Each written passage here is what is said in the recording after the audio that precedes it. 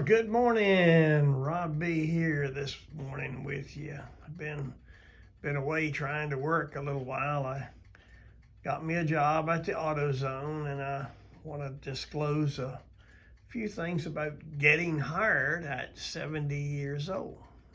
You don't think you can get a job? Well, Autozone hired me at 70, and I'll go through with the process of what it takes to do that. I want to show you my iris this morning. Isn't that the most beautiful iris you ever saw?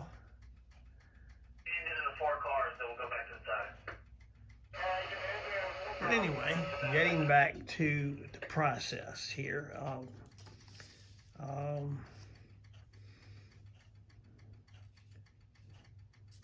Just want to say that hiring process took about 30 days. I went to orientation in Marietta, Georgia, and it's a pretty good process. Good instruction, but they emphasize company policy. Not much training. You'll see on some of the videos where people show tricycle training, but there's no tricycle training wheels there. And I may tell you this, I've never been drug tested. Don't have to be drug tested to work at AutoZone. So if you, of course I don't do that, but if you happen to partake in a little of that grass, I guess it's okay. You have to have a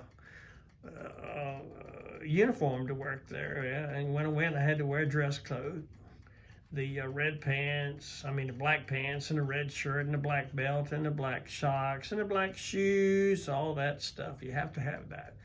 Show you mean business when you go to orientation.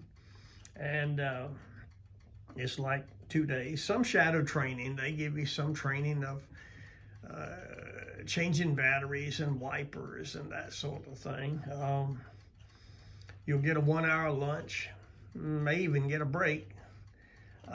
Lunch is not provided. That's on you. You don't get a free lunch over there. And how much you get paid, well, that depends on how much you get paid. I don't know. The rate of pay for my orientation, they paid me about $210 for 2 days and a half, and so I don't know. I was hired at $10.50 an hour, and that's probably below Mickey D's salary, but I'm retired, not concerned with pay, and I was hired as a commercial driver. So here's some things you need to know about being a commercial driver, and this is what really, I think really got to me, is you're not allowed to eat or drink in the company car. The car got to stay clean, and you're monitored.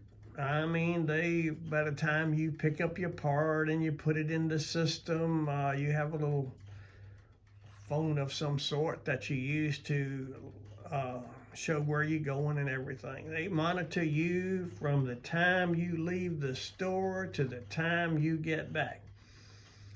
And so, don't stop anywhere. I made a mistake. I stopped once. I got thirsty, and I stopped to buy me a Coca-Cola on the way back from picking up parts from another store. And that's absolutely a no-no. You can't do that.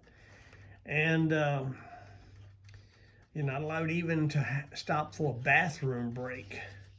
They monitor that. If you're going to use the bathroom, I suppose what you have to do is, if you're at another store, is use their bathroom, or use the bathroom in the store you're assigned to.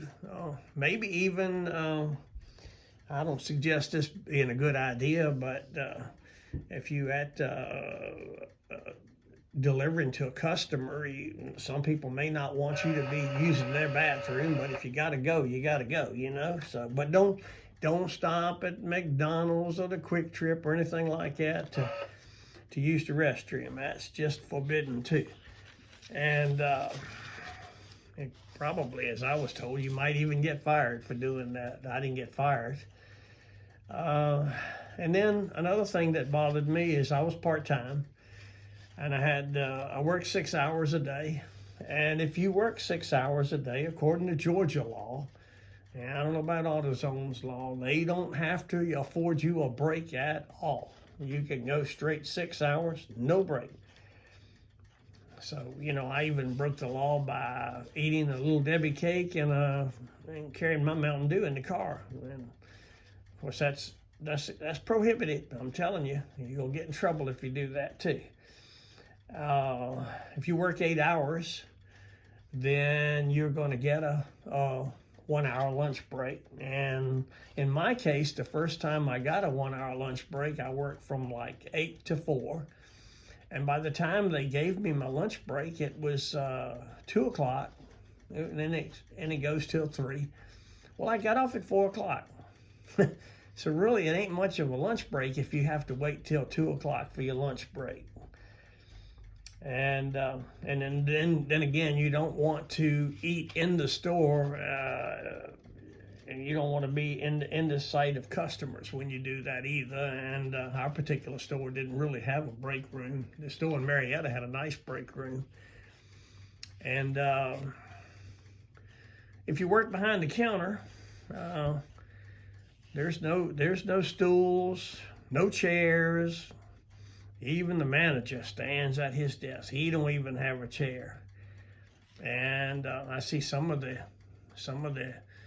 older guys there, a couple of overweight guys. They actually sat on the carts that you roll batteries in. I don't suggest you do that either. You'll see them sitting on the cart behind the counter when they're not doing anything. I don't think that's a good policy. And good thing is you'll get 20% off your parts for your immediate family. I'm talking about people that you file taxes within your family, don't be going out and buying parts for your friends and your cousins and your nephews and all this. That ain't gonna work. You're gonna get in big trouble if you do that. And you don't have to be vaccinated, although they'll pay you $100. They suggest you get vaccinated, but you don't have to be.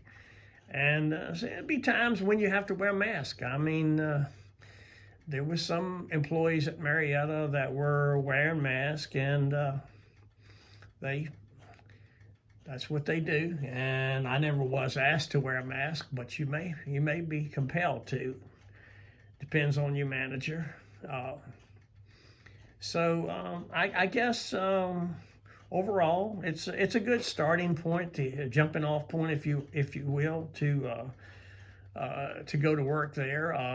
It gives you some experience where you could probably get some time working and maybe go to O'Reilly or go to Advance. I worked at CarQuest once for about 6 weeks, and I applied at O'Reilly, but I think I was too old for O'Reilly. They never would hire me there at O'Reilly. So, see, if you're a young person, you'll probably get a job at O'Reilly. And another thing is that your pay, it will probably take you maybe a month and a half before you get your hands on your first check. They give you like a pay card unless you do automatic deposit, and I chose a pay card. And so you better have a little money in the bank in case you need money. You got to get paid, and they're not going to pay you. They pay every other week, and you got to do the orientation. You got to do everything else, and it just takes a while to get paid. So, have somebody there that can loan you some money, or have you maybe a sugar mama, somebody that'll help you with your paycheck until you can afford to get paid.